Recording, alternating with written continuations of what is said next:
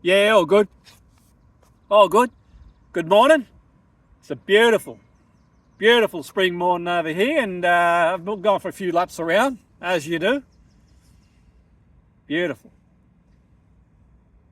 Early morning. Yeah, and I was just doing a bit of reflecting this morning, and how sometimes you don't have to have it all figured out to take the next step, so to speak, in football and in life. And I'm not here to give anyone advice or suggestions. I'm just sort of reflecting on my own journey, and I think you kind of reflect on your own journey and share some of those reflections. And I remember, years ago, and like I've mentioned before, I kind of fell into playing state league football in New South Wales. I was more of a street footballer, so to speak, but a mate of mine sort of suggested I play have a go at playing in the state league, and I spoke about it before in other videos, and eventually sort of I did, and yeah, it took a while to sort of settle in, because obviously sort of up until 18, 19, just the street football other than playing a bit of local football.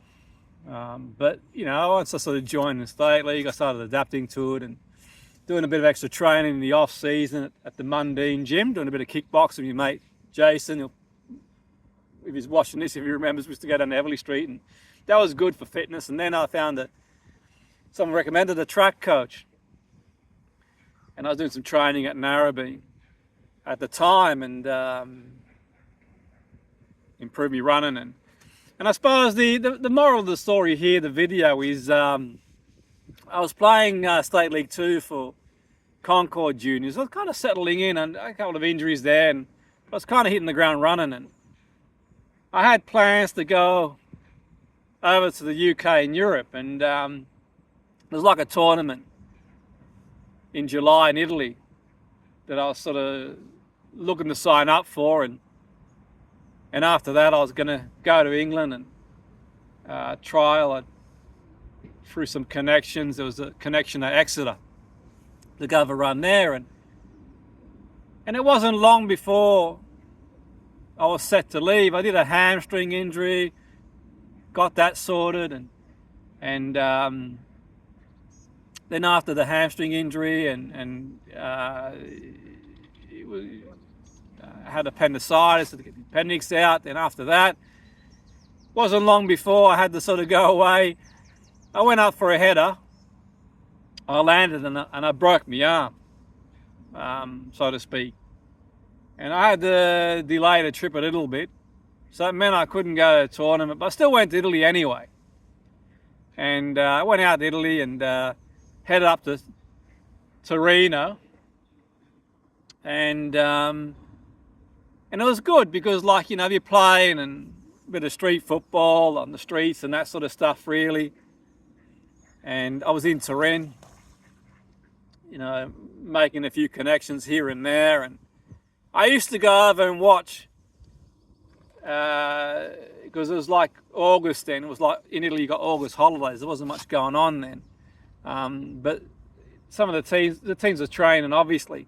So I'd go watch sometimes at the old stadium, not the the old stadium. I think it was called the Comunale, I'm not sure. But I'd go watch Juve train sometimes, every now and again when they were there, and I'd sit there and watch them train.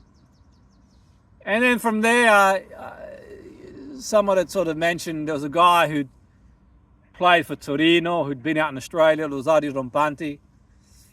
And I got in touch with him, and he sort of put me in touch with Valle d'Aosta. And he drove me up the train, and I'd train. And I've mentioned this before, it didn't work out there for one reason or the other. And, and I spent the rest of the time in Italy sort of it's just enjoying myself, training, seeing the sights. I went down to see some family in Avellino and check out the football landscape type thing. And until eventually there was a footballer he was from Cameroon, and he said he was going out to Romania, and he had some contacts out there. And I went out there and, did a training and trial for a couple of teams and played a few games for a lower league team there, and until about November. And then I headed out to England after that in November '95, after being in Italy from August till about mid-September, then mid-September to about mid-November in Romania. Then I come out to England and I got on the buzzer, the old payphones, and I phoned up Exeter to see if it was still an opportunity to go down and trial, and they said, well, there's been a change in coaching, I think, or something along them lines, and they said, yeah, you could do, and then I thought about it. I looked at the distance because I was in London, and I had some family in the northwest of England. So I said, you know what, I'm going to go see some family I haven't seen before in the northwest of England, spend some time with them, and it was through them, got on the blower and did a bit of training for Rochdale for 2 or 3 weeks. That didn't work out, and from there I just ended up trialing for a couple of other teams here and there, and doing some non-league playing, a couple of non-league teams here and there, and ended up getting a job doing in different factories, and then get a job doing sort of fitness instructing and so on and so forth. And then I'd end up sort of going out to America to coach in '97, like those sort of summer camp type things. But before I left, I made a contact down in Surrey. Dave Richardson, he was a sports scientist or the fitness coach of Crystal Palace Football Club. And before I went out to the States, I was flying out from London, and so I headed down there, and I went over to see Dave Richardson in Oxted in Surrey. We had Lifeline, it was a gym. He had a gym, a personal training centre, and he was also the fitness coach of Crystal Palace at the time, and he had like a stable of footballers, and some of the players would go there and train individually. And he said, you know what, after you come back from America, there's a job here if you want it, working at the centre. So I went out to the States, and when I got back, after a few months, I took the job, and it gave me the opportunity to sort of work with people across general people looking to get in shape and whatever else, and but also gave me the opportunity to work with professional footballers from various teams to go to the centre, as well as work closely with him and talk about the training he was doing at the club and learn and that sort of stuff, really. Then I signed up for a course. It was like a modular course. It was called Sports Performance Conditioning. You'd go like once every other month or so between 97 and 99 to Loughborough Uni and cover a module, and it was great. The lecture was sort of the famous coach George Gundy. What an incredible person he was. He passed away, the late George Gundy. What an incredible lecturer he was. Just sort of, I'd go to the union once every month to do like the module, and I'd hang on to every word he would say, so to speak, and ask questions and lead to these modules. Well, the modular course, sports performance conditioning, and that really gave me an insight into sort of I never sort of backed myself as an intellectual or anything like that, but with that I kind of sort of got a taste of doing courses, and I started to sign up for different courses here and there, and workshops and other stuff, to be fair. And eventually, obviously, sort of I kind of, you find your way in the world, and but in that sort of time frame, I'd sort of, I'd done different jobs. '94, I'd doing a job at the Commonwealth DPP in Sydney, and like a job, it was like a delivering mail type job, nothing major, an admin type thing. And around that, I'd get like 2 hours lunch. I'd train in the morning and play for the sports team, so to speak.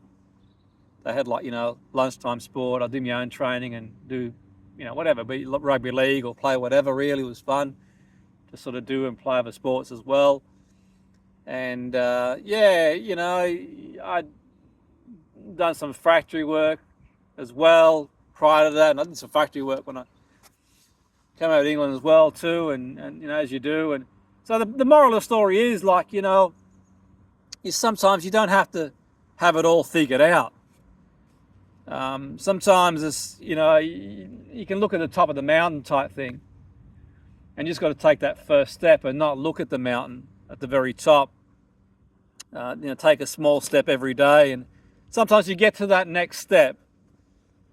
Okay, you get to the next step, so to speak, and once you get to the next step, then the step after that